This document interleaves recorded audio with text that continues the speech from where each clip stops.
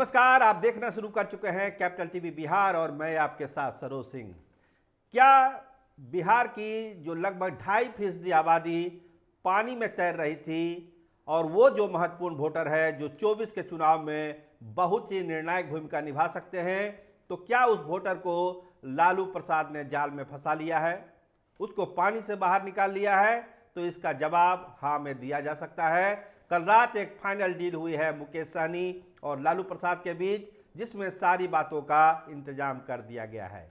देखिए, बहुत ही लंबा निगोशिएशन चला है, कोई एक दो दिन की बात नहीं है, पिछले 1 महीने से बातचीत चल रही है। क्या हो, कैसे सीटों का बंटवारा हो, तमाम चीज़ों पर कभी बात बनती थी, कभी बात बिगड़ जाती थी, कभी बात दिल्ली में होती थी तो कभी बात पटना में होती थी। तमाम तरह के बाधाओं को पार करते हुए लगता है कि मुकेश सहनी की पार्टी वीआईपी और तेजस्वी यादव की पार्टी आरजेडी के बीच एक अलायंस हो गया है, जिसकी आधिकारिक घोषणा आज किसी भी समय हो सकती है। तो जो हमारे भरोसेमंद सूत्र हैं वो यही बता रहे हैं कि 3 सीटें मुकेश सहनी के खाते में गई है। अब देखिए, जब ऑफिशियल अनाउंसमेंट होगा तो उसी से पता चलेगा कि सच्चाई क्या है, लेकिन जो सोर्स हैं उनका दावा है कि बिहार की 3 सीटें जो आरजेडी कोटे की थी उसको मुकेश सहनी को दिया गया है। उसमें जो सबसे महत्वपूर्ण सीट है वो सीट है वैशाली। वैशाली को सीट को लेकर तमाम तरह की अटकलें थी कि उसको मुन्ना शुक्ला को दिया गया है, फिर रमा सिंह की भी बात आई कि वहाँ रमा सिंह चुनाव लड़ेंगे, तरह तरह की बात वहाँ के लिए हुई। लेकिन लगता है कि आज फाइनली मोहर जो है वो मुकेश सहनी की पार्टी को ही लगा है और मुकेश सहनी के बारे में कहा जा रहा है कि मुकेश सहनी वहाँ से चुनाव लड़ सकते हैं। तो एक बहुत ही महत्वपूर्ण सीट वैशाली की जो वीआईपी के खाते में गई है और मुकेश सहनी का उस सीट पर जोर भी बहुत ज़्यादा था कि वो सीट दिया जाए। देखिए, जो जुबान फिसली थी मुन्ना शुक्ला की, लगता है कि उसका खामियाजा उनको भुगतना पड़ सकता है। लेकिन अभी अंतिम फैसला जब तक आधिकारिक घोषणा नहीं हो सकती, कुछ कहना मुश्किल है। लेकिन जो भरोसेमंद सूत्र हैं वो यही बता रहे हैं कि वैशाली की सीट मुकेश सहनी के खाते में चली गई। कल देर रात जो बातचीत हुई है और जो समझौते पर अंतिम मोहर लगी है। दूसरी सीट, चले आइए उससे थोड़ा आगे बढ़िए, वो सीट है मोतिहारी की जो वीआईपी के खाते में गई है। मोतिहारी सीट पर भी तरह तरह की चर्चा थी, देवा गुप्ता की चर्चा थी, अजय कुशवाहा की चर्चा थी और सबसे नई चर्चा शालिनी मिश्रा की थी कि वो पार्टी छोड़कर थामेगी आरजेडी का दामन और मोतिहारी के अखाड़े में वो उतरेगी। लेकिन लगता है कि इन सब चीज़ों के बीच मुकेश सहनी की पार्टी आगे बढ़ी है और वो सीट वीआईपी के खाते में गई है। तो 2 महत्वपूर्ण सीट उत्तर बिहार की और कहिए कि चंपारण की, एक मोतिहारी और दूसरी वैशाली, दोनों ही हॉट सीट वीआईपी के खाते में चली गई है। जो तीसरी सीट है वो सीट है झंझारपुर और वहां पर भी मुकेश सहनी की पार्टी ने बाजी मारी है। मल्लाहों की बहुत बड़ी आबादी है। देखिए, जो जातीय सर्वे हुआ है बिहार में उसमें 2.6% आबादी मल्लाहों की बताई गई है। लेकिन जो संगठन क्षमता है, पार्टी ने जो जमीन के स्तर पर काम किया है वीआईपी पार्टी ने, उससे उनका संगठन मजबूत हुआ है। मल्ला लीडर के तौर पर, सन ऑफ मल्ला के तौर पर मुकेश सहनी ने अपनी एक अलग पहचान बनाई है बिहार की सियासत में। और वो जो वोट बैंक है वो ट्रांसफरेबल है। मुकेश सहनी उस वोट को ट्रांसफर कर सकते हैं, इसकी बानगी देखी भी जा चुकी है पिछले चुनावों में। तो मुकेश सहनी अगर इंतजार कर रहे थे तो इसी पल का इंतजार कर रहे थे कि मल्ला वोटों को लेकर जो एक निगोशिएशन होना है वो पुख्ता हो।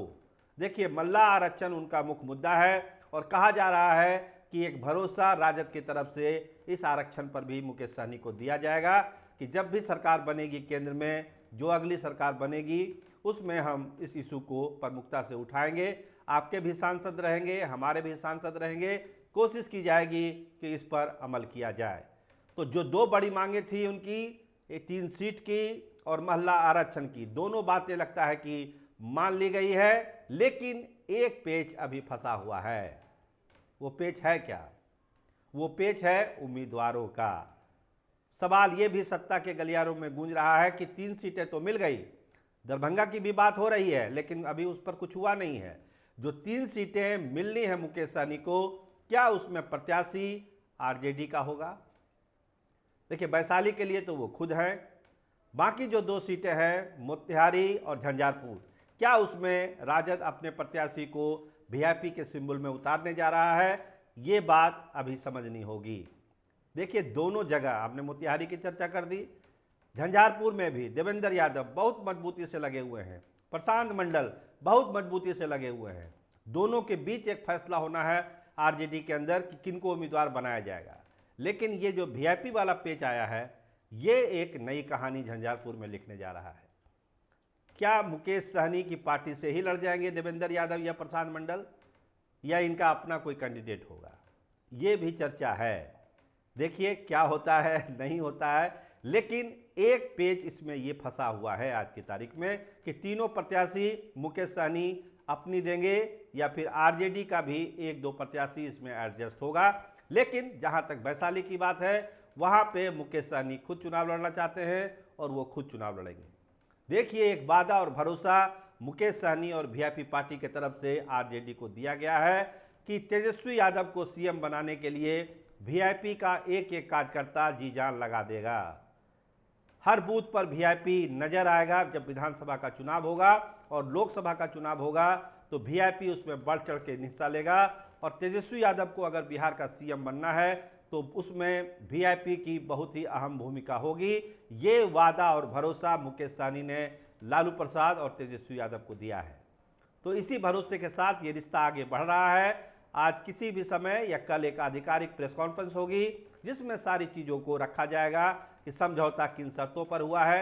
लेकिन जो सोर्स के हवाले से हम बता रहे हैं, मोटे तौर पर कहानी वही है। इतना तय हो गया है कि महागठबंधन के अब पार्ट होंगे मुकेश सहनी, वीआईपी पार्टी, और ये गठबंधन कहीं ना कहीं से फिर एनडीए के लिए एक मुसीबत का पहाड़ भी है। देखिए बिहार की लगभग 5 से 6 सीटें ऐसी है जिस पर ये वोट बैंक बहुत ही प्रभावी है और उसी के लिए लालू प्रसाद और तेजस्वी यादव भी इंतजार कर रहे थे, बातचीत चल रही थी। लेकिन कल रात उस पर अंतिम मुहर लग गई कि मुकेश सहनी को महागठबंधन में लेना है और आरजेडी के साथ उसका एक अलायंस होगा। तो ये कहानी है। अब देखिए कब उसकी आधिकारिक घोषणा होती है। लेकिन मुकेश सहनी के महागठबंधन के आ जाने के बाद बिहार की 40 सीटों पर जो एक लड़ाई लड़ी जा रही है, बहुत ही दिलचस्प लड़ाई, वो और दिलचस्प हो गई है कि क्या ये 2.6% आबादी और उनका जो एग्रेसिव वोटर है वो एनडीए के गणित को बिगाड़ेगा 5-6 सीटों पर, या फिर बात वही की वही रह जाएगी। लेकिन मुकेश सहनी और वीआईपी पार्टी के लिए एक अच्छी खबर है कि वो 3 सीट पाने में कामयाब रहे, निषाद आरक्षण पर भी भरोसा पाने में सफल रहे। देखिए ये जो चुनाव है ये मुकेश सहनी के लिए क्या लिखता है और मुकेश सहनी इस चुनाव में क्या लिखते हैं। आप देखते रहिए कैपिटल टीवी बिहार। आपका बहुत धन्यवाद, आपका बहुत शुक्रिया।